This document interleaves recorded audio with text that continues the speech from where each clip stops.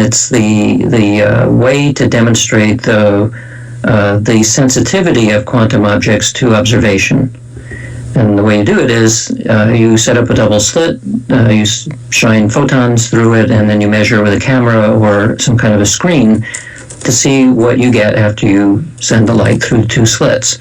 If you don't know which slit each photon goes through, then you will end up with an interference pattern. It makes the light look as though it's behaving like a wave. If you do know which slit the photon goes through, then you will get a pattern that looks like the photons are particles. The question here then is, are the photons shy? They don't like to be looked at?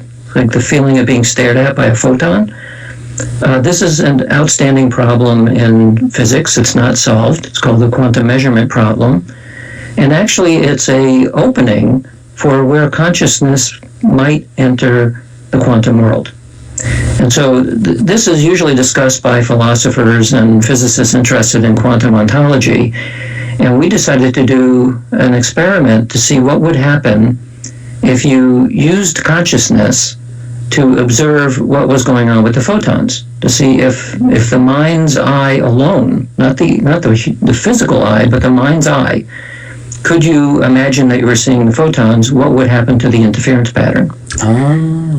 So we've done now 18 experiments. We've run 1,000 sessions in the laboratory. We've run over 5,000 sessions online. And it's very clear from the data that when you ask people to mentally observe photons in a double-slit apparatus, that the interference pattern slightly collapses and becomes less wave-like and more particle-like.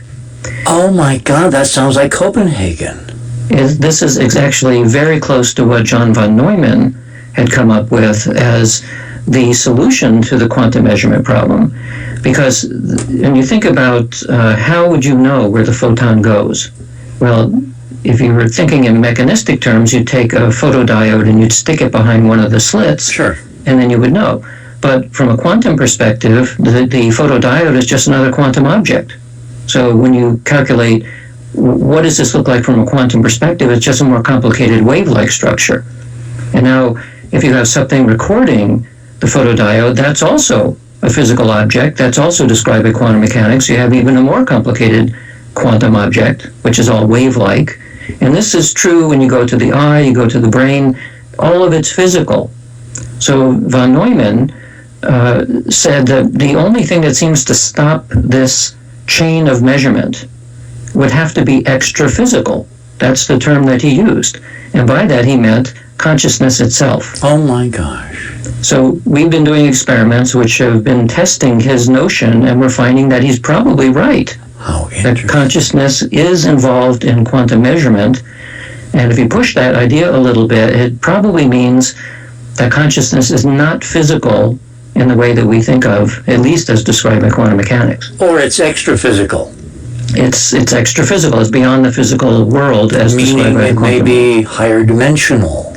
Yes. Interesting. Or something. Or something. Yeah. Well, yeah, we're arm waving this morning, so we can say or something. Yeah, it's late enough to arm wave. We only got about a minute left. I want you to plug some stuff, your website, how people can get the book, and the fact that there's a whole bunch of interesting videos up on Radio with Pictures we didn't have time to get to. But the beauty of the website is you go back to the website, and long after the show has stopped airing, you can go back and listen to Dean discuss a lot of this, but on television. So, plugs. So Supernormal, buy the book, Amazon, many other places. And to learn more about the institute where I work, it's either ions.org or noetic.org. We both go to the same place. Well, Dean, it's been so much fun to have you. This is our first sojourn together, but I'm hoping it will not be our last. I want to thank my guest this morning, Dean Radin, who was chief scientist at the Institute of Noetic Sciences, founded by former astronaut, late friend Edgar Mitchell. You've been on the other side of midnight. Until the other side tomorrow, same time, same channel. Remember, third star on the left, straight on till morning.